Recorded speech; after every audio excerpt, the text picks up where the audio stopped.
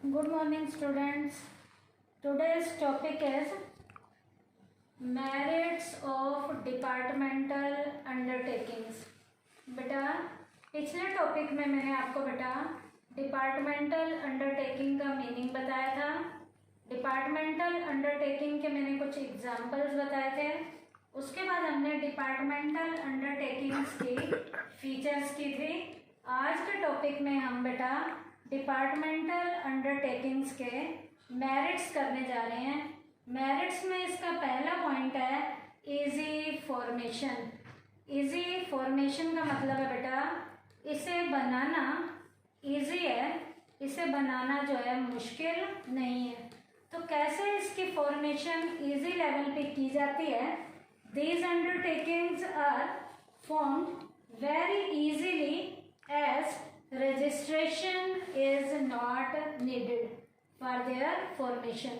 बेटा इसको बनाना इसलिए आसान है क्योंकि इसके लिए रजिस्ट्रेशन की ज़रूरत नहीं पड़ती। They are established just by the administrative order of the government. इन्हें गवर्नमेंट के एडमिनिस्ट्रेटिव ऑर्डर के अकॉर्डिंग इसे फॉर्मुलेट किया जाता है। इसका मतलब इसकी फॉर्मेशन का प्रोसेस काफ़ी इजी है। और इजी कैसे है? रजिस्ट्रेशन की हमें यहाँ पर ज़रूरत नहीं पड़ती। सेकंड पॉइंट है बेटा अफेक्टिव कंट्रोल। अफेक्टिव कंट्रोल का मतलब है बेटा नियंत्रण बहुत प्रभावपूर्ण तरीके से किया जाता है। कैसे इफेक्टिव तरीके से इसका कंट्रोल किया जाता है? The management of these undertakings work under the rules framed by the relevant ministry. बेटा इसको कंट्रोल करना इसलिए इजी है क्योंकि रेलेवेंट लेवल की जो मिनिस्ट्री है इसके रूल्स को बनाने में प्रॉपर तरीके से रोल प्ले करती है। क्या बेटा? Management of these undertakings work under the rules framed by the relevant ministry. इसकी जो कंसर्न मिनिस्ट्री है वो कंसर्न मिनिस्ट्री इसके रूल्स को बनाने में प्रॉपर तरीके की मैनेजरियल एक्टिविटीज़ को हैंडल करने में हेल्प करती है। तो इसको कंट्रोल करना बेटा काफ़ी इफेक्टिव तरीके का होता है। Apart from it the work is done by the educated and trained officers and result an effective control can be achieve. बेटा जब काम अपनी फील्ड के ट्रेन्ड ऑफिसर करेंगे तो कंट्रोल का काम करना आसान हो जाएगा। उसके बाद बेटा थर्ड पॉइंट इसके मेरिट का है इंक्रीज इन गवर्नमेंट इनकम। बेटा डिपार्टमेंटल अंडरटेकिंग्स जो है गवर्नमेंट की इनकम को बढ़ाने में रोल प्ले करते हैं। The income fetch by the activities of these undertaking is in fact the income of the government. Thus, this earned income adds to the existing government income। बेटा इसकी सारी की सारी अंडरटेकिंग की जो इनकम है वो कंसर्न मिनिस्ट्री के पास जाती है और मिनिस्ट्री में जो इनकम जाती है वो बेटा उसकी कंसर्न गवर्नमेंट की इनकम होती है। तो इस तरीके से बेटा डिपार्टमेंटल अंडरटेकिंग्स की एक्टिविटीज़ के बढ़िया तरीके से किए जाने से गवर्नमेंट की जो इनकम है वो धीरे धीरे इंक्रीज होनी शुरू हो जाती है। उसके बाद बेटा फोर्थ पॉइंट है डिक्रीज इन टैक्स बर्डन। बेटा टैक्स का बर्डन घटना शुरू हो जाता है। कैसे बेटा टैक्स का बर्डन घटना शुरू होता है?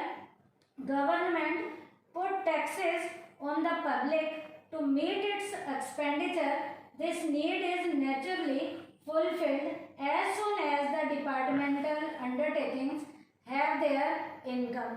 बेटा इसकी जो भी इनकम आती है उस इनकम में से ये टैक्स को दिया जाता है।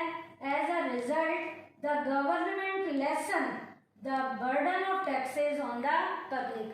बेटा जब गवर्नमेंट के पास इनकम अच्छी आएगी तो गवर्नमेंट जो है लोगों के ऊपर टैक्स कम लगाती है। बेटा जब गवर्नमेंट की इनकम कम होती है तो कम इनकम के होने के कारण लोगों पे टैक्स ज़्यादा लगाए जाते हैं। लेकिन जब गवर्नमेंट की इनकम बढ़ेगी तो गवर्नमेंट को लोगों पर टैक्स लगाने की ज़रूरत नहीं पड़ेगी। तो यहाँ इनकम के ज़्यादा होने से लोगों के ऊपर जो टैक्स का बर्डन है वो धीरे धीरे से घटना शुरू हो जाता है। उसके बाद बेटा इजी फाइनेंसिंग, पैसे से रिलेटेड भी यहाँ कोई भी प्रॉब्लम नहीं होती है, जो प्रॉब्लम है वो सॉर्ट आउट हो जाती है।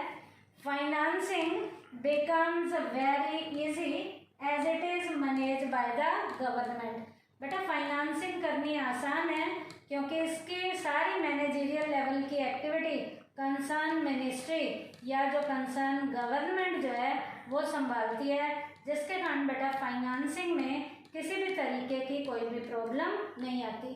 तो यहाँ पर फाइनेंसिंग भी गवर्नमेंट के द्वारा बहुत बढ़िया तरीके से की जाती है। उसके बाद बेटा पॉइंट है proper utilization of funds. Proper utilization of funds का मतलब है यहाँ जितने भी फंड होते हैं, जितना भी पैसा इकट्ठा होता है, उस पैसे का प्रॉपर डायरेक्शन में यूज किया जाता है। All the activities of the undertakings are done with the approval of the government and the officers have complete control over them. और बेटा इनके जो ऑफिसर्स हैं वो इनकी एक्टिविटीज पे प्रॉपर तरीके से कंट्रोल करते हैं। So there is no misutilization of fund. Fund का किसी भी तरीके का कोई भी मिसयूज नहीं होता। तो बेटा यहाँ फंड का प्रॉपर तरीके से यूज होता है क्योंकि कंसर्न मिनिस्ट्री कहीं भी फंड का गलत डायरेक्शन में यूज नहीं होने देती। और काम को करने के लिए बेटा जो एम्प्लॉय हैं या जो एडमिनिस्ट्रेटर हैं वो अपनी फील्ड के ट्रेंड होते हैं, जो कहीं भी जो फंड का गलत डायरेक्शन में यूज नहीं होने देते। तो बेटा आज के टॉपिक में हमने डिपार्टमेंटल अंडरटेकिंग्स की मेरिट्स की थी, जिसमें पहला पॉइंट था इजी फॉर्मेशन का। फॉर्मेशन इजी क्यों है? क्योंकि रजिस्ट्रेशन की ज़रूरत नहीं है। अफेक्टिव कंट्रोल है, इसका मतलब रूल्स किसके द्वारा बनाए जाते हैं? कंसर्न मिनिस्ट्री के द्वारा बनाए जाते हैं। और रूल्स को बनाने में जो ऑफिसर्स हैं वो अपनी फील्ड के ट्रेंड हैं। उसके बाद increase in government income. Income जो भी है वो गवर्नमेंट के बनाए गए रूल्स के द्वारा इकट्ठी की जाती है और उस इनकम का यूज भी गवर्नमेंट के द्वारा किया जाता है। कंसर्न मिनिस्ट्री के पास पैसा आ जाता है, वो कंसर्न मिनिस्ट्री ही गवर्नमेंट के डिपार्टमेंट में उसके खजाने में पैसा जमा करती है, तो गवर्नमेंट की इनकम बढ़नी शुरू हो जाती है। उसके बाद बेटा जब गवर्नमेंट की इनकम बढ़ेगी टैक्स का बर्डन कम होगा। उसके बाद बेटा फाइनेंसिंग करनी इजी है। क्यों फाइनेंसिंग करनी इजी है? क्योंकि फाइनेंस से रिलेटेड सारी फॉर्मेलिटीज को पूरा करने में कंसर्न मिनिस्ट्री रोल प्ले करती है। और लास्ट पॉइंट था बेटा प्रॉपर यूटिलाइजेशन फंड का होता है, क्योंकि गवर्नमेंट के अप्रूवल से सारे काम होते हैं, कंसर्न मिनिस्ट्री रोल प्ले करती है और काम अपनी फील्ड के एडमिनिस्ट्रेटर के द्वारा किया जाता है। तो ये था आपका डिपार्टमेंटल अंडरटेकिंग्स के मेरिट थे बेटा।